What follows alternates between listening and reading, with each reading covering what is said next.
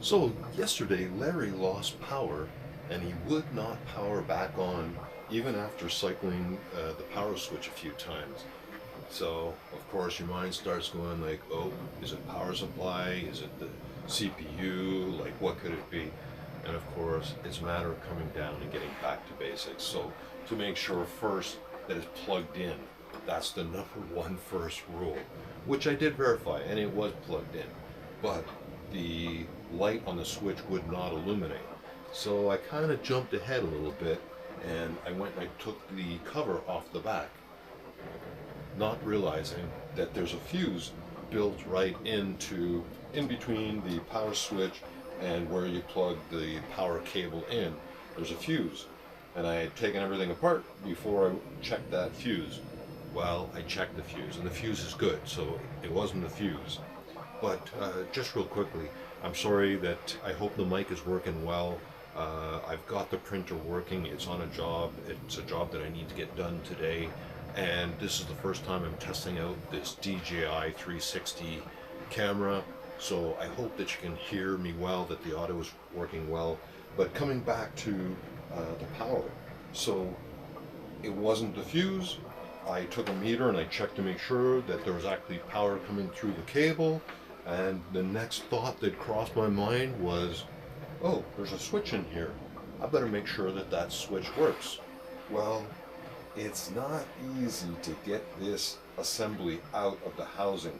You need to stick flat blade screwdrivers in to compress the levers on either side and use another screwdriver to wiggle out the top side, and then use another pair of screwdrivers on the bottom to push the levers in on the bottom to wiggle this out.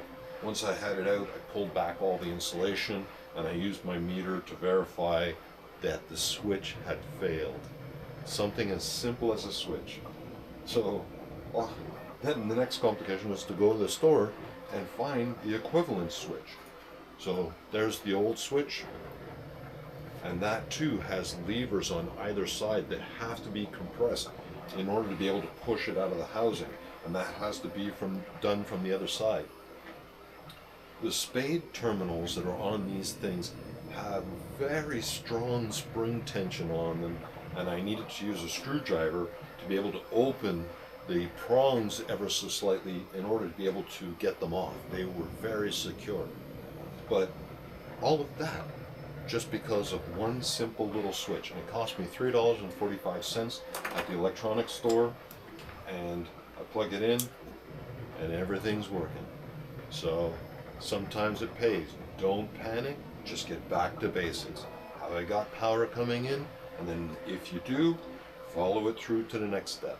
If I'd had power here, I would have chased it through the machine to see where the power was making it to, in order to be able to try to determine what it could have been.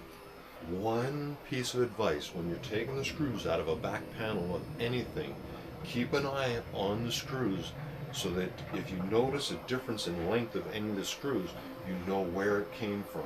So for instance, that long screw that's sitting there, I know that it goes here.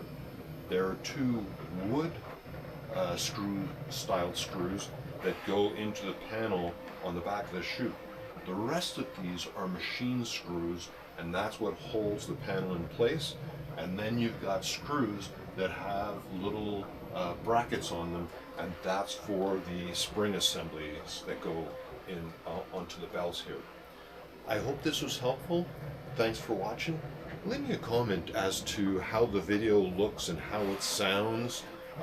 I'm going to look into getting a mic specifically for this camera. Anyways, happy printing. Thanks for watching.